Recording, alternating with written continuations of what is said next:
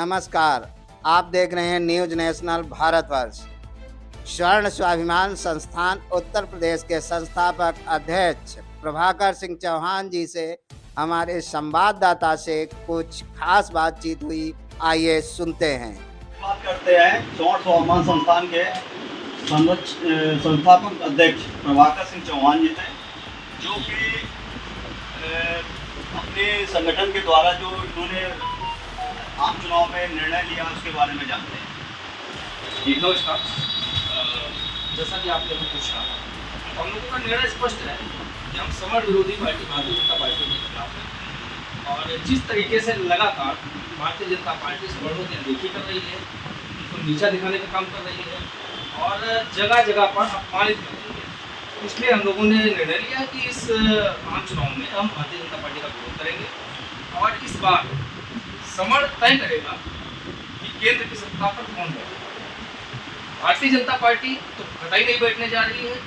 लगा के गुजरात से राजस्थान होते हुए उत्तर प्रदेश, जो कि सबसे बड़ा प्रदेश है, हम पूरी अपनी जिम्मेदारी के साथ भारतीय जनता पार्टी को हराने का काम करेंगे और इस बार सत्ता परिवर्तन होकर रहेगा। और वो सत्ता परिवर्तन होगा कि जो आने वाले समय में सवर्णों के हितों की अनदेखी न कर पाए। तो इन सब चीज़ों के चलते हम लोगों ने निर्णय लिया कि हम भारतीय जनता पार्टी का विरोध करेंगे। और भारतीय जनता पार्टी का विरोध करने का सबसे बड़ा कारण ये भी मैं बता दूँ कि लोग पूछते हैं कि भाई सवर्णों के खिलाफ क्या किया, तो मैं आपको कुछ चीज़ें गिना दूँ। आप ऐरे गहरे लोगों को जिनका कोई जनाधार नहीं है, आप उनको टिकट दे देते हो और ब्रजभूषण शरीफ के लोग, धनंजय शरीफ के लोगों को आप जेल भेज देते हो। ब्रजभूषण शरण सिंह का आपने टिकट अभी तक फाइनल नहीं किया, जनरल वीके सिंह का टिकट आपने काट दिया, संगीत सोम जैसे हिंदुत्व के बड़े नेता उनका आपने टिकट काट दिया, चुनाव के ठीक पहले आपने विनय तिवारी को जेल भेज दिया। आपकी इस सरकार में कमलेश तिवारी हत्याकांड हो जाता है, आप कुछ नहीं करते हो। आपकी सरकार बनते हुए राजस्थान में गोगा मणि की हत्या हो जाती है, आप कुछ नहीं करते हो। आपने पता नहीं कितने ठाकुरों, कितने ब्राह्मणों को आपने किनारे कर दिया। और इसके बावजूद ओम प्रकाश राजभर जैसे लोग, जिन्होंने योगी जी को गालियां दी, मंदिरों को भीख मांगने का प्रशिक्षण का केंद्र बताया, अगड़ी जातियों को गालियां दी और उनको आप मंत्रालय दे देते हो। उन्हीं के चंदू दारा सिंह, जिनको जनता ने हरा के भेज दिया, आपने उनको मंत्रालय दे दिया। आपके डिप्टी सीएम केशव प्रसाद मौर्य को जनता ने हरा दिया, आपने उनको डिप्टी सीएम बना दिया, मंत्रालय दे दिया, एमएलसी मनोनीत कर दिया। आप 370 हटाने जा रहे थे तो अमेठी से डॉक्टर संजय सिंह ने अपनी राज्यसभा छोड़ दी, आपने उनको एमएलसी तक नहीं बनाया। क्या उनका कर नहीं था कि मंत्रालय उनको दिया जाता? लेकिन नहीं, क्यों? क्योंकि वो क्षत्रिय थे।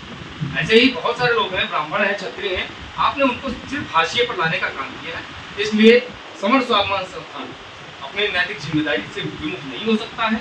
वो भारतीय जनता पार्टी का पूरा विरोध करेगा और ज़्यादा से ज़्यादा लोगों तक अपने समाज के बीच में जा करके भारतीय जनता पार्टी के प्रत्याशियों को हराने का काम करेगा। तो किसी को आपने सपोर्ट करने का किसका मन बनाया है, कुछ बताएंगे? देखिए, सपोर्ट करने का मन ये है कि जो भारतीय जनता पार्टी से लड़ाई लड़े, जो भारतीय जनता पार्टी को हराने का काम करेगा, वो चाहे गठबंधन का प्रत्याशी हो, चाहे बहुजन समाजवादी का प्रत्याशी हो, सवर्ण स्वाभिमान संस्थान उसके पक्ष में काम करेगा। दूसरी बात मैं आपको एक चीज बता दूं, जो भारतीय जनता पार्टी की सरकार है, वो अभी आपने सुना होगा कि 400 पार का एक रेशियो चल रहा है उनका कि 400 पार। वो 400 पार इसलिए है कि 400 पार सीटें जिस दिन उनकी आएंगी, वो संविधान भी अपने हिसाब से करेंगे। तो मैं आपको अच्छी बता दूं, क्षत्रिय ब्राह्मणों ने हमेशा समाज और संविधान की रक्षा का काम किया है और उसके लिए जब भी जरूरत पड़ी तो उन्होंने अपने रियासतें दान कर दी, अपना वर्चस्व दान कर दिया, अपना सर्वस्व निछावर कर दिया देश और समाज की रक्षा के लिए। तो जब तक क्षत्रिय और ब्राह्मण है, जब तक समर स्वाभिमान संस्थान है, तब तक आपको वो स्थितियां हम नहीं लाने देंगे कि आप संविधान से छेड़छाड़ करें, संविधान बदल दें, या संविधान या हमारे समाज के जो भी अन्य वर्ग के लोग हमारे हैं, दबे कुचले लोग हैं, जो हमारे अगड़ी जातियों से निचले स्तर पर लोग आते हैं, आप उनका कोई शोषण कर सकें। तो हम आपको उस स्थिति में आने ही नहीं देंगे कि आप संविधान बदल सकें या संविधान से छेड़छाड़ कर सकें या हमारे समाज के निचले तबके में बैठे लोगों को आप परेशान कर सकें। ये हमारा लक्ष्य है। अच्छा, आपके 30 लोकसभा सीतापुर में यहाँ पे 3 प्रत्याशी लड़ रहे हैं, तीनों बैकवर्ड से हैं। तो आप भाजपा का विरोध कर रहे हैं, तो इसमें बचे 2, इसमें से आप किसको सपोर्ट करेंगे? देखिए, भाजपा, जो आपने अभी पूछा कि भाजपा से विरोध, तो यहाँ पर 3 प्रत्याशी लड़ रहे हैं। राजेश वर्मा जी भाजपा से लड़ रहे हैं, ये आपके उन्होंने शुरुआत बसपा से की, इनको मैं बसपा ही मानता हूँ।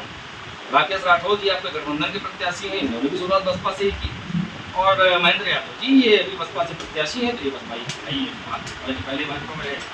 तो देखिए भारतीय जनता पार्टी से लड़ाई आज की तारीख में, अभी हम लोग मंथन कर रहे हैं। अभी हमने परसों भी अपने गठबंधन की, अपने संगठन की जो है मीटिंग बुलाई थी, हम लोग अभी मंथन कर रहे हैं। जो राजेश वर्मा को हराएगा, हमने जिलाध्यक्ष को निर्देशित भी किया है, जो जिलाध्यक्ष को हराएगा और जिसके पक्ष में रुझान दिखेगा हम उसका समर्थन करेंगे। क्योंकि देखिए समर स्वाभिमान संस्थान किसी भी संगठन या किसी भी पार्टी का बिका हुआ नहीं है। हम अपने शब्दों पर और अपने पदाधिकारियों से मंथन करने के बाद जो निर्णय निकलता है हम उस पर कार्य करते हैं। कोई हमारी पार्टी नहीं है, हमारी संगठन पूरी तरीके से लोकतांत्रिक है, बहुमत के आधार पर कार्य किए जाते हैं। जो राजेश वर्मा को हराएगा वो चाहे राकेश राठौर जी हराएंगे तो उनके समर्थन में रहेंगे, और महेंद्र यादव जी हराएंगे तो महेंद्र यादव जी के समर्थन में रहेंगे। लेकिन फिलहाल की स्थिति में अभी चुनाव में स्थितियाँ क्लियर नहीं है, क्योंकि जो गठबंधन के प्रत्याशी हैं वो भी इतनी मेहनत कर रहे हैं और महेंद्र यादव जी भी बहुत अच्छी मेहनत कर रहे हैं। तो हम अभी मंथन करेंगे कि हमें किसके साथ जाना है, जो भी उनको हराएगा हम उसके साथ रहेंगे।